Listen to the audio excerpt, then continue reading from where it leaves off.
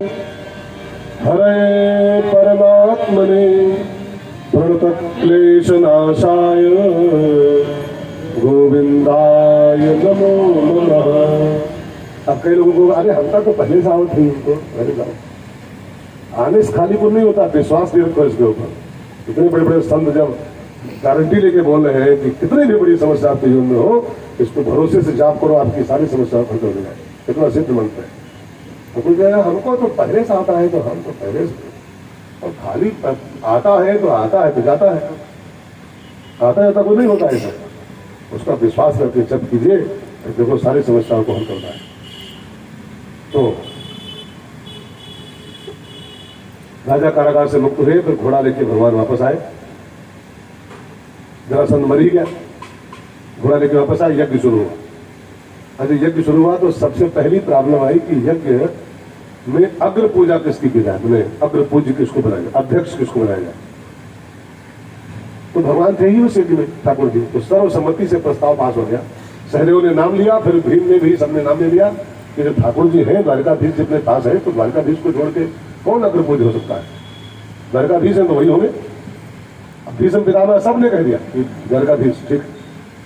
अब भगवान के लिए बढ़िया सिंहासन लाया गया, फिर उनके पांव धोए गए, माला पहनाया गया, चंदन किया गया, और उनका सम्मान शुरू हुआ। तो बाकी सब लोग तो बर्दाश्त कर गए सम्मान, लेकिन एक आदमी था उस मीटिंग में, उस यज्ञ में, शिशुपाल। वो भगवान का फुफेरा भाई है, आपको पता है, भगवान का सगा फुफेरा भाई शिशुपाल है। तो ये पांडव भी सगे फुफेरे भाई। वसुदेव जी की 5 सगी बहनें थी, वसुदेव भैया की, है ना, समझ रहे हैं। वसुदेव जी की सभी 5 बहनें थी। ये सब सभी 5 बहनें बने, ये सब भगवान के बुआ के लड़के हैं, सब बुआ के पुत्र हैं, तो मेरे भाई सब हैं।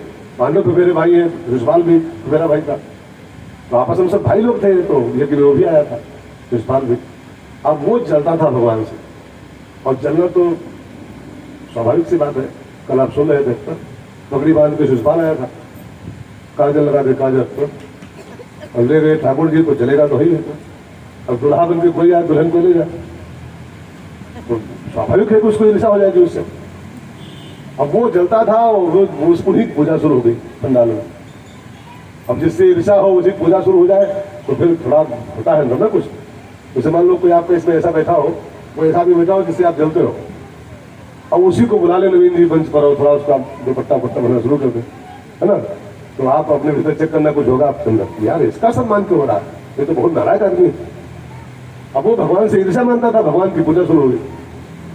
और शिशुपाल तो खड़ा हो गया बड़ी सभा में, और भगवान को अंगुली उठा उठा गाली बोलना शुरू किया। इसकी पूजा कर रहे हो तुम लोग, ये माखन चोर, ये चीर चोर, ये रणछोड़, इसकी काला कलूटा भाग के समुद्र में टिका पड़ा है डर के मारे, और गाली बोलना शुरू किया, गाली पर गाली, गाली पर गाली।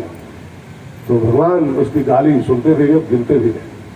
उन्होंने उसकी अम्मा को, मैंने अपनी बुआ को एक वचन दिया था कि मैं इसकी 100 गाली तक बर्दाश्त करूँ, लेकिन 100 गाली के बाद इसको मैं काटा नहीं, चाहे फिर जो कुछ हो फिर नहीं छोड़ूंगा। अभी सवेरे नीलू पूछ रही थी दीक्षा की, गुरुजी कहाँ तक इंसान को सहना चाहिए, कोई अन्याय हो रहा हो, कुछ जुल्म हो रहा हो, कहाँ तक सहे उसको। तो मैं इसको बताया था कि आप भी सुन, प्रत्येक इंसान को सहने की एक सीमा बांधी थी, यहाँ तक सहूंगा बस, एक बॉर्डर लाइन बना, बॉर्डर लाइन, यहाँ तक बर्दाश्त करूंगा,